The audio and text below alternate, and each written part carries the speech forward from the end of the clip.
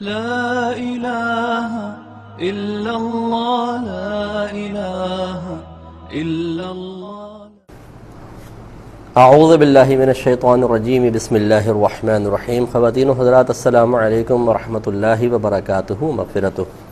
Programme احکام شریعت اور قربانی سے متعلقہ مسائل کے ساتھ آپ کی خدمت میں حاضر ہیں۔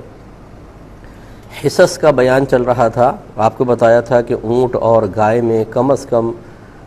زیادہ سے زیادہ 7 حصے دار ہو سکتے ہیں، کم از کم ایک شخص بھی اپنی طرف سے کر سکتا ہے۔ لیکن بکرا بکری دمبا دمبی میں 2 آدمی کی شراکت کا کوئی شرعی تصور نہیں ہے، بلکہ اگر 2 آدمی مل کر ایک جانور کو اپنی طرف منسوب کر کے ذبح کرتے ہیں تو وہ قربانی کسی کی طرف سے نہیں ہوگی۔ تو منسوب کرنا، یہ میں بار بار آپ کی خدمت میں عرض کرتا ہوں کہ منسوب کرنا اصل ہے، پیسے ملانا نہیں۔ مثال کے طور پہ 2 آدمی پیسے ملا کے ایک بکرا لے کر آتے ہیں اور پھر ان میں سے کسی ایک کی طرف اس کی نسبت کر دیتے ہیں کہ بھئی اس کی طرف سے قربانی ہے، تو ان 2 کے پیسے ملانے سے کوئی فرق نہیں پڑے گا، اصل ہے اس کو منسوب کرنا۔ یہ بھی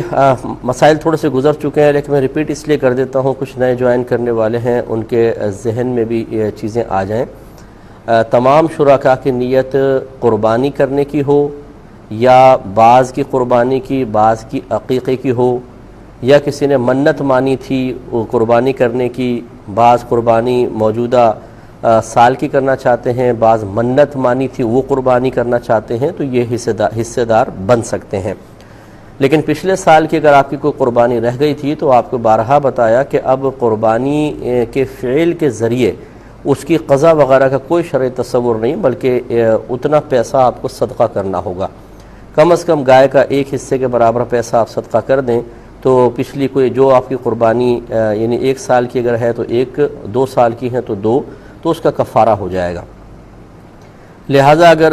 کچھ آدمی مثال کے طور پہ 6 ایک گائے قربان کرنا چاہتے ہیں، 7واں حصہ دار اس طرح کا شامل ہو گیا کہ اس نے اپنی نیت بھی ظاہر کر دی کہ میں پچھلے سال کی قربانی کی قضا کر رہا ہوں،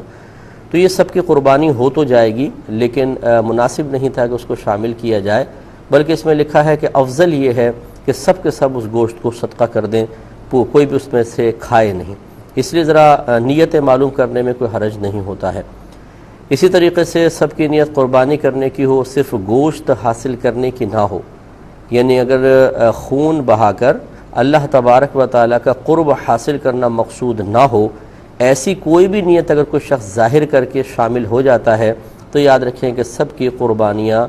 ضائع ہو جاتی ہیں۔ باقی اگر کسی نے کچھ بولا نہیں، کچھ بتایا نہیں، تو پھر ہمیں تحقیق کرنے کی بھی حاجت نہیں ہے، اور نہ ہم کسی کی نیت پر شبہ کر سکتے ہیں، وہ شرعاً جائز نہیں ہوگا۔ اس کے علاوہ یہ بھی یاد رکھیں کہ حصے مثال کے طور پہ جیسے 2 بھائی ہیں، وہ مل کر ایک گائے لے کر آتے ہیں اور کہتے ہیں کہ ہم دونوں نے پیسہ ملایا اور اس کے حصے ہم سب کی طرف،